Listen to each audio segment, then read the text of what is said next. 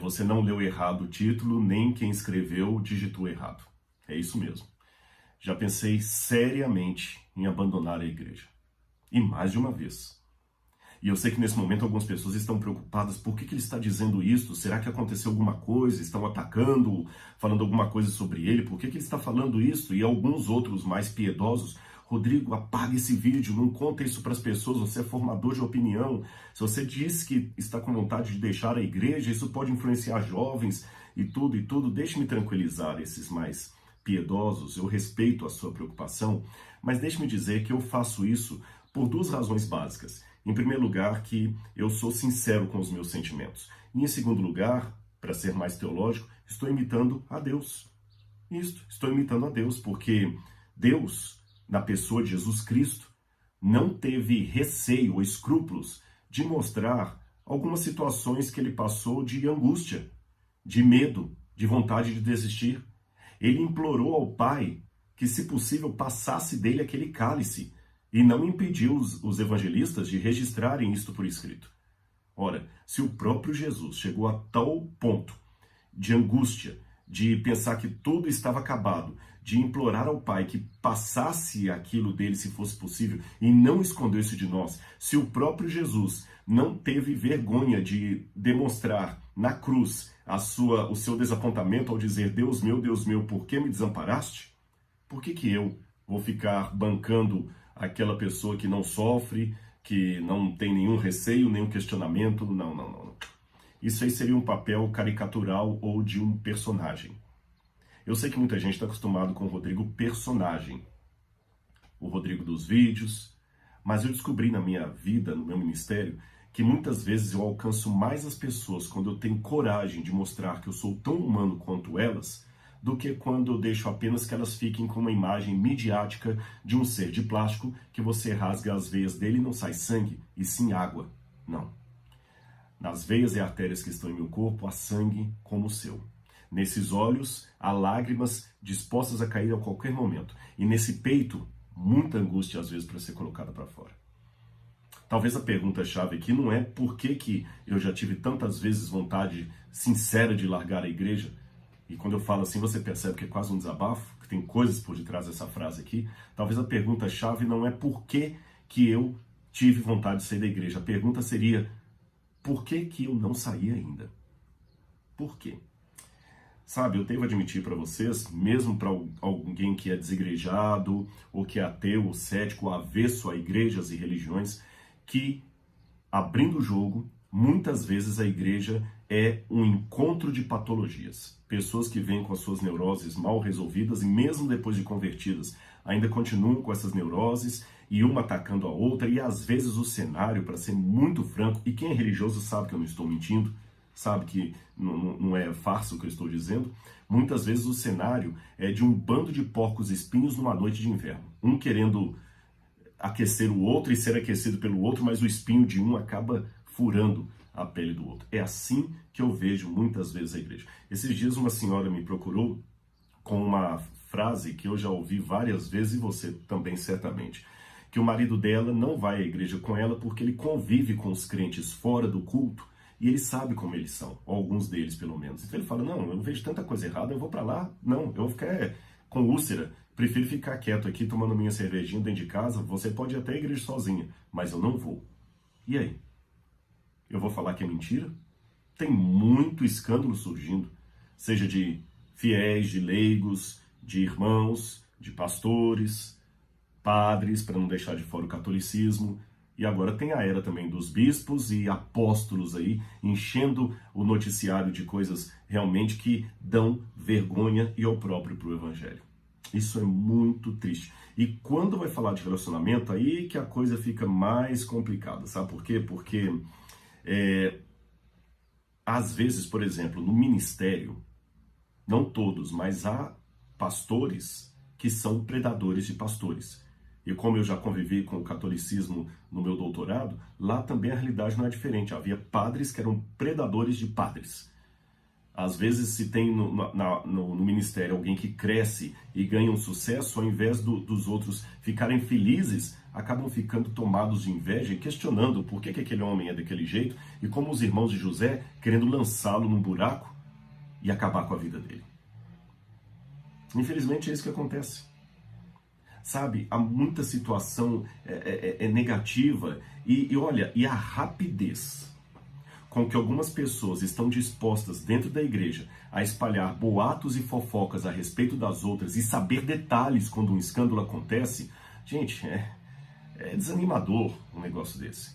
Se eles pregassem o evangelho e espalhassem o evangelho e quisessem saber mais sobre o evangelho com a mesma força que querem saber detalhes de um escândalo e espalhá-lo, Jesus voltaria em 2 meses. Nós parecemos viver num lugar em que as pessoas estão muito dispostas a confessar pecados dos outros, não os delas. Tornar públicos pecados alheios, não os meus próprios pecados. Isso sem contar quando alguém, agora com essa situação de internet, vai numa possibilidade ou numa suspeita infundada e já transforma aquilo numa evidência, como se ele fosse testemunho ocular, e a coisa vai, e quem conta um conto aumenta um ponto, e daqui a pouquinho ninguém tem mais controle sobre isso. Tempos atrás eu recebi uma mensagem de alguém querendo colocar na mídia um escândalo de um líder evangélico. E queria que eu apoiasse também essa situação. Eu falei assim, não, de jeito nenhum, não vou fazer um negócio desse. Não, mas a vítima já contratou um advogado, a coisa já está na mão de um delegado de polícia, temos que espalhar mesmo porque a igreja não fez nada. Então eu respondi para essa pessoa, que aliás é uma pessoa que eu estimo muito, respeito muito e gosto muito, não estou atacando-a. Ela está apenas refletindo um estranho e terrível costume. Eu falei, veja bem, se você colocar isso na mídia, você está dando, em primeiro lugar, um argumento para os ateus que oração e confiança em Deus e jejum é bobagem. Devemos correr para a mídia para resolver os nossos problemas e não para Deus. Porque orar e jejuar não adianta nada, Deus não vai fazer nada. Então vá para a mídia, porque Deus vai ser tão omisso como os líderes da igreja. E se for para a mídia não vai falar o pastor X acobertou o pastor Y que fez algo errado. Não, não é assim que eles vão colocar. Eles vão falar a igreja X acoberta pastores Y. E aí? Se você é sócio de um restaurante e descobrem que há ratos ali no restaurante, será que a solução, ao invés de deletizar, seria colocar nas manchetes do jornal o meu restaurante tem ratos? Eu penso que não. Eu penso que a solução é outra, é tentar limpar o restaurante. Ah tá, mas o exemplo não bate porque no restaurante eu posso limpar, na igreja nem sempre eu posso limpar. Bom, mas se você quiser então tornar o meu exemplo mais adequado, entenda que na minha ilustração, o acionista majoritário desse restaurante é Deus, é Jesus. E você não acha que Deus, sendo dono de um restaurante, não vai ele mesmo tentar dedetizar? Compete a mim limpar bem os copos que eu estou lavando, passar água fervendo, para que o cliente não tome água ou coma num prato ou num copo sujo. Isso compete a mim fazer, ter certeza que eu estou fazendo com maestria aquela limpeza. Mas quem vai fazer a limpeza geral é o dono do restaurante. E não é colocando na mídia que o restaurante tem ratos que você vai resolver o problema dos ratos. Percebeu isso? Então a gente tem que tomar esse cuidado e repito, as pessoas querem muito fazer justiça com a própria mão. No caso desse pedido que me fizeram para denunciar esse líder evangélico na mídia, eu falei, se o caso já está na mão de um advogado, que é especialista nisso, está na mão de um delegado, agora compete às vítimas esperar. Ora, eu não sou da área do direito, mas eu acho que nenhum advogado vai dizer que eu estou falando uma impropriedade quando eu digo que, ainda que o Estado falhe em colocar nas grades o bandido, isto não me autoriza a ir lá e fazer justiça com as próprias mãos. Eu tenho que buscar as autoridades, mas se elas não fazem nada, eu não tenho, por causa disso, o direito de comprar uma arma e atirar no cidadão. Não compete a mim. Eu fiz a minha parte. Se o Estado foi omisso da nele, infelizmente, eu fui até aí. Com a igreja, a mesma coisa. Sabe, eu não vou... E outra, quem é realmente que está com a razão em todo caso. Eu não quero aqui fazer o discurso do vitimismo, mas deixe-me dizer para vocês que eu paguei um preço muito alto para ser membro da Igreja Adventista do Sétimo Dia. Com 12 para 13 anos de idade, família não entendendo, lembro de uma surra que eu tomei, de correr mesmo, porque eu estava dando estudos bíblicos escondido. Eu lembro até hoje, eu com a Bíblia aberta lá na casa dos colegas, quando a minha mãe chegou, ela viu que a Bíblia não estava em casa, e foi atrás de mim, 12 para 13 anos, imagina só, adolescente. Quando eles falaram, Rodrigo, olha para trás de você. E quando eu olhei, ela estava lá com a correia na mão e veio batendo na rua, de lá de onde eu estava até a minha casa. Imagine a vergonha para um adolescente.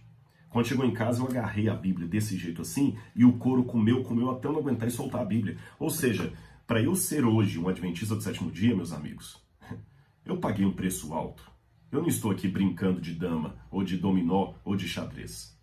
Me custou muito chegar até aqui. Eu realmente perdi muitas oportunidades para estar na igreja.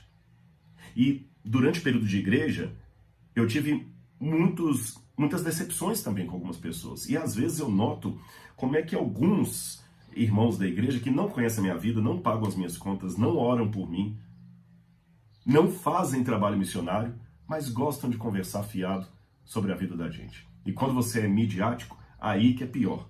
Sabe? Às vezes ficam cercando pessoas que convivem mais de perto comigo. Escuta, como é que é a casa dele? É limpa, não é? Ele tá namorando, ele não tá namorando? O cachorro dele, a vizinha que cuidava, não cuidava? Como é que é? Ele é vegetariano? Ele toma Coca-Cola, não toma?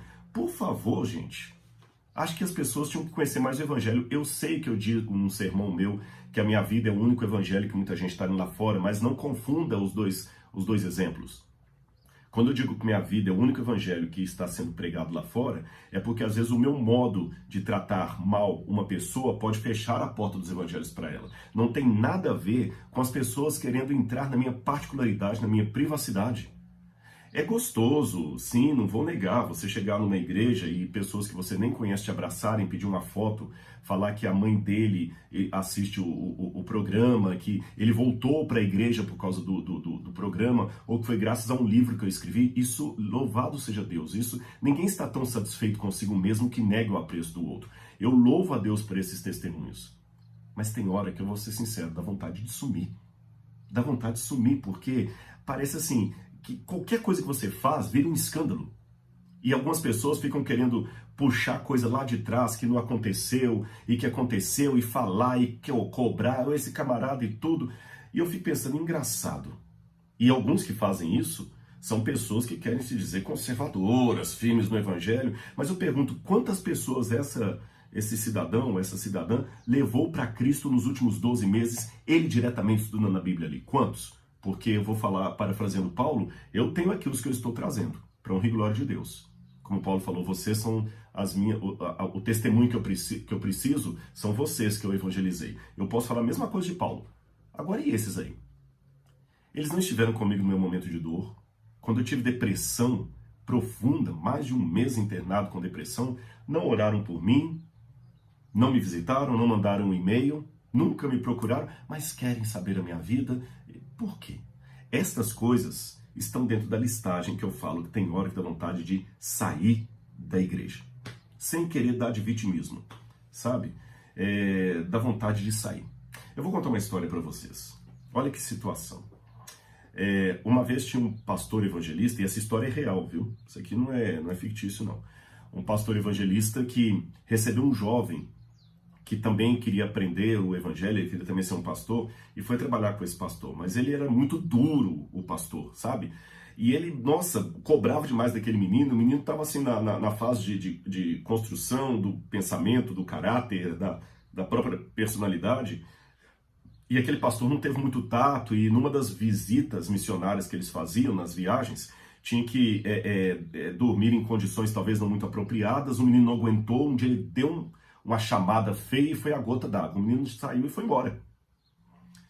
E um parente desse menino foi tentar interceder, o pastor brigou com esse outro parente do menino, que também era um líder da igreja. A coisa foi feia. Se você visse os dois líderes da igreja brigando, discutindo ferozmente, seria complicado você depois ver um deles subindo ao púlpito para pregar.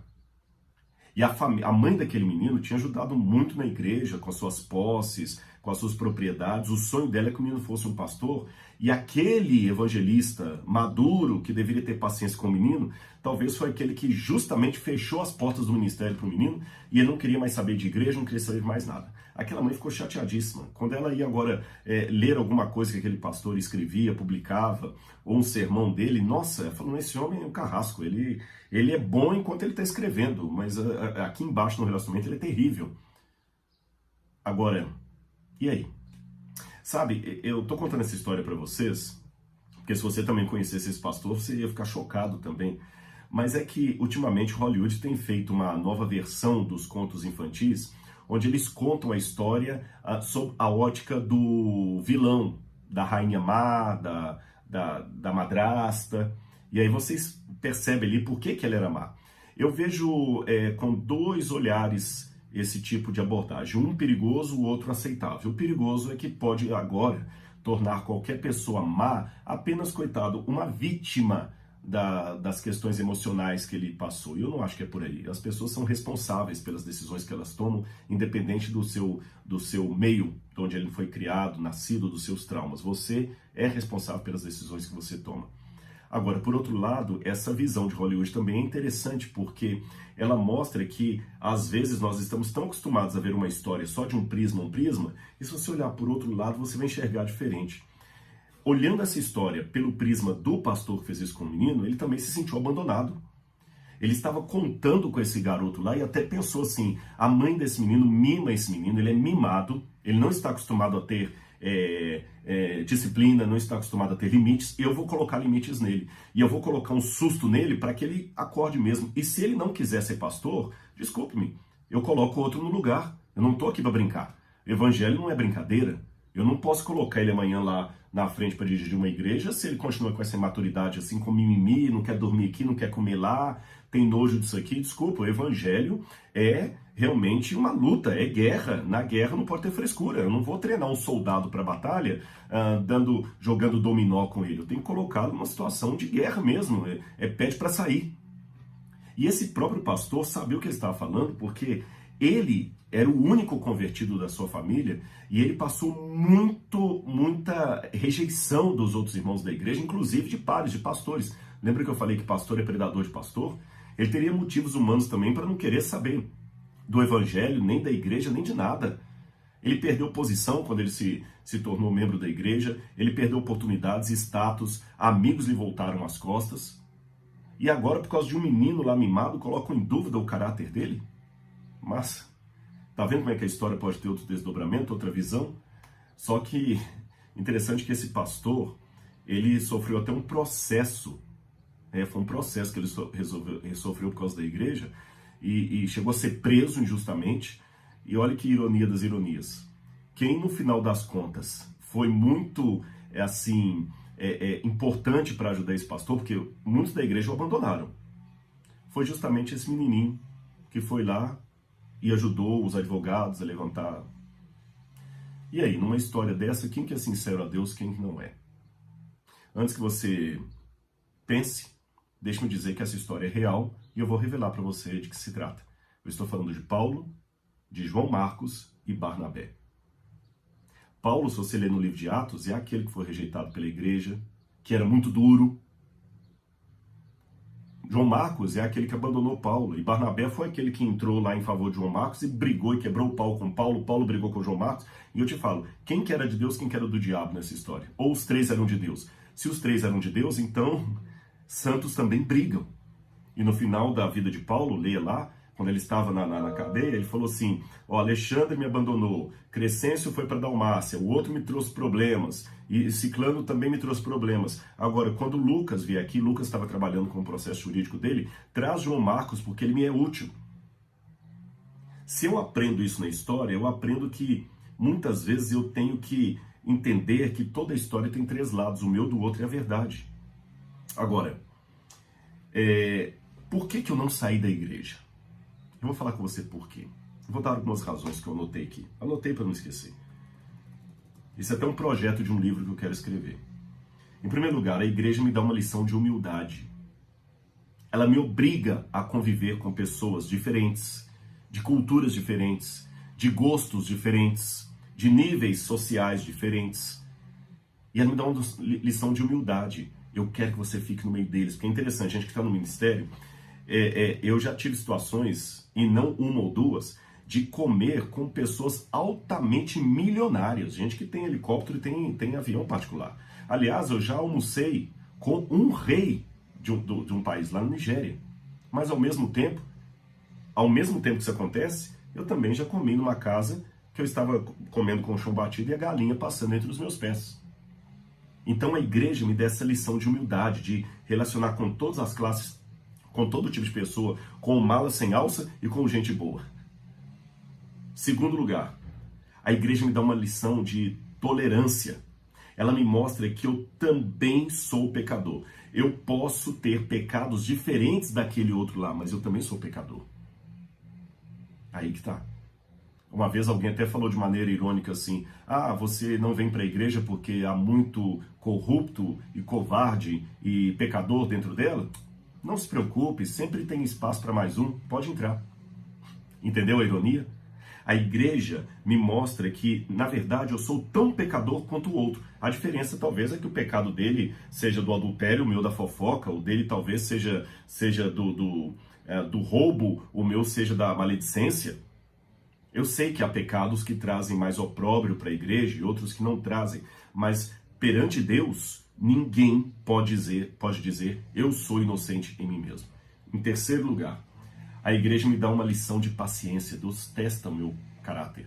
Uma vez uma mulher estava orando muito a Deus para ter paciência e quanto mais ela orava, mais situação aparecia para tirá-la do sério. E um dia ela perguntou: Senhor, por que isso? E Deus, num sonho, lhe revelou: simples, como é que você acha que eu vou exercitar alguém que quer atirar no alvo, se não colocando em situação que ele tem que atirar? É exercitando que você realmente consegue aquilo que você está pedindo. Quarto lugar, a igreja me dá um sentimento de pertença. Hoje tem muita gente dizendo umas coisas aí que não procedem. A igreja sou eu. Esquece isso. Quem fala isso não lê a Bíblia. A igreja não sou eu, a igreja somos nós. A Bíblia sempre fala no coletivo. Não diz Pai meu e seu, é Pai nosso. Não diz onde houver um reunido em meu nome, lá estarei. Onde houver 2 ou 3, é sempre plural, lá estarei. A igreja é importante porque ela me dá uma noção de pertença. E os próprios psicólogos e sociólogos falam como é importante para o ser humano saber que ele pertence a um grupo. Quinto lugar, a igreja me dá uma vivência do que Cristo fez por mim, mesmo quando eu não merecia. Porque às vezes você fala o seguinte: eu não vou continuar perdendo tempo com a igreja, eu não vou cuidar dos jovens da igreja porque não merecem, essa igreja não merece meu esforço, não merece meu dízimo, não merece minha oferta, a igreja não merece, eu também não merecia e Cristo veio e morreu por mim. Você acha que você, diante da cruz, merecia mais a cruz do que a igreja merece os seus esforços? Você acha que diante da cruz você era realmente aquele que valia a pena Jesus morrer por ele? Ou você era tão desgraçado e pecador como qualquer outro? Ora, se você não merecia a morte da cruz e ele veio morrer por você, a igreja também não merece o seu esforço. Mas imitando a Cristo, você vai e se esforça por ela. Simples assim. É matemática, dá até para desenhar se alguém quiser. Sexto lugar, a igreja me dá uma consciência de quem eu sou, porque ela me faz às vezes perguntar: Rodrigo, se 90% dos adventistas do sétimo dia fossem como você, a igreja estaria melhor ou pior do que está hoje? É uma pergunta que você tem que fazer sinceramente a si mesmo antes de criticar a maioria. Sétimo lugar, a igreja me ensina a amar meu semelhante como Cristo me amou, mesmo quando eu não merecia o que ele fez. Jesus falou: amai vossos inimigos e orai pelos que vos perseguem.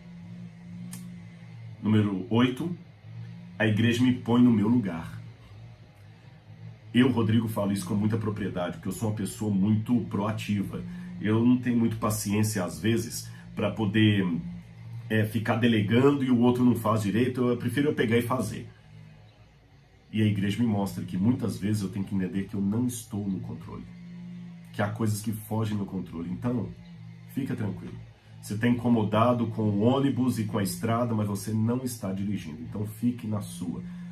Deita e relaxa e dorme, ou tenta ler um livro e faça a sua parte no ônibus. Mas se o motorista é outro, aceite isso. Sabe, eu falo de mim mesmo. Às vezes a gente tem a tendência a achar que o cristão verdadeiro é aquele que se parece ao máximo comigo. Mas a Bíblia me mostra que não é sempre assim. Oitavo, a igreja me dá a oportunidade de amadurecer emocionalmente. Porque eu aprendi a colocar as coisas numa balança, sabe? Parece que 1000 pessoas te fazem o bem e você esquece. Basta uma fazer o mal para você ficar tão agarrado com ela que tem que ir para o psicólogo para conseguir esquecer, superar o trauma dessa pessoa e mesmo assim às vezes não supera. Por que nós somos tão apaixonados pelos que nos maltratam? Quando eu falei no início que eu já fui muito massacrado na igreja, eu não menti para você, mas é que eu não contei a história toda. Eu tive muitas decepções na igreja, mas eu também tive muitas alegrias na igreja. Muitas alegrias. Muita gente. Quando a minha família me abandonou, como Deus me abraçou através dos irmãos. Eu me lembro de uma irmã que sempre que eu voltava na colportagem, que é vender livros de porta em porta, nas férias, para pagar o colégio, ela chegava com uma pasta de dente Colinos, um sabonete Gessi, não estou fazendo merchandising, e um dinheirinho lá, que hoje o dinheiro era outro na época, mas equivaleria talvez uns 10 reais. Eu falei, aqui meu filhinho, para ajudar você a pagar seu estudo. Irmã Anália já faleceu. Se eu falar que a igreja não presta, o que eu faço com a irmã Anália? O meu cachorrinho que morreu, todas as vezes que eu viajava, eu tenho 2 vizinhas aqui que tratavam tão bem esse cachorro, gente, cuidavam tanto, eu ficava tranquilo que o Gypsy estava bem cuidado, que elas tratavam bem. Cuidavam da minha casa, não estava faltando nada, até aguar o meu jardim, aguavam. Se eu falar que a igreja não presta, o que eu faço com essas irmãs? Quando meu pai estava para morrer, teve um médico amigo meu que me ajudou a cuidar do meu pai de graça. Irmão de igreja, ele é esposa. E mais uma família de Belo Horizonte, no dia do sepultamento do meu pai, tinha vários irmãos ali. Se eu falar que a igreja não presta, o que eu faço com esses irmãos? E antes que alguém fale, Rodrigo, mas é porque você é o cara da televisão. Não, desculpe-me, eu já tenho maturidade emocional o suficiente para saber quem está amando o Rodrigo e quem está apenas idolatrando o personagem. E eu estou falando da minha trajetória, desde que eu cheguei até aqui. E graças a Deus tem muita gente que ora por mim, que torce por mim, que se eu cair, eles não jogam pedra, eles lamentam com dor no coração, como se fosse um filho. Se eu falar que a igreja não presta, o que eu faço com esses? Então eu parei de ficar apaixonado pelos que me maltratam e comecei também a medir a igreja pelos que me tratam bem e pedir a Deus misericórdia quando eu mesmo, à semelhança de Paulo, embora cheio de sinceridade, cometo algum erro com João Marcos. Percebeu? Ou quando eu, como João Marcos, recebo a pancada de um líder como Paulo, que na minha visão não pode ser um homem de Deus, mas era sim um homem de Deus. Se você me permite, eu quero ler para você aqui uma crônica sobre Jesus provavelmente contratando os apóstolos para trabalhar para ele. E um headhunter mandaria para Jesus, mais ou menos, esta lista do comportamento psicológico dos apóstolos. Veja bem. Senhor Jesus, a agência de empregos Jordão agradece o envio dos currículos dos homens de vossa confiança para posições de liderança na igreja. Todos passaram por uma bateria de testes e os resultados foram lançados em nosso computador. Eles foram entrevistados individualmente por nossos psicólogos e orientadores vocacionais. E eis o que descobrimos. Simão Pedro é emocionalmente instável e dado a acessos de mau humor. André absolutamente não tem habilidade de líder. Os 2 irmãos, Tiago e João, filhos do senhor Zebedeu, colocam os interesses pessoais acima da empresa. Tomé demonstra uma atitude questionadora que tende a gerar desânimo no grupo. Sentimos ser nossa obrigação dizer-lhe que Mateus foi incluído na lista negra do Serviço de Proteção ao Crédito da Grande Jerusalém. Tiago, filho do senhor Alfeu e Tadeu, têm ambos tendências perigosamente radicais, atingindo alto índice na escala de maníacos depressivos. Há apenas um candidato que exibe um grande potencial. É um homem com capacidade e muitos recursos que sabe lidar com as pessoas e tem a mente para os negócios como poucos. Por isso, recomendamos Judas Iscariotes para a sua gerência. Um abraço, fraternalmente. Percebeu? Se Jesus escolhesse a igreja hoje, será que ele mudaria esses homens? eu trabalharia com eles. Por isso que, por fim, eu digo que eu fico na igreja até com um ar de gratidão a Deus. Sabe por quê? Porque a igreja fraca e pecadora, com pessoas sempre precisando ser repreendidas, mostra que se este é o povo de Deus, então tem um espaço para mim. Se no povo de Deus existem pessoas débeis, falhas, pecadoras, que bom. Porque se não houvesse espaço, talvez outra pessoa que não Rodrigo Silva estaria fazendo esse vídeo para você. Pense nisso. Eu sei que esse vídeo ficou com um barulho de motor o tempo todo aí, não sei se atrapalhou, mas ainda que estiver trabalhando, eu digo desculpe o transtorno, é porque os meus vizinhos estão em obras. E parafraseando, se na igreja há muito ruído e transtorno e barulho, não se preocupe. Assim como está acontecendo aqui perto de minha casa, Deus também está em obras. E que esse Deus, o Deus da igreja, ajude e abençoe você. E eu fico feliz, porque mesmo que o diabo me tente a sair da igreja, a graça de Cristo me faz permanecer dela. Um abraço e que Deus abençoe você.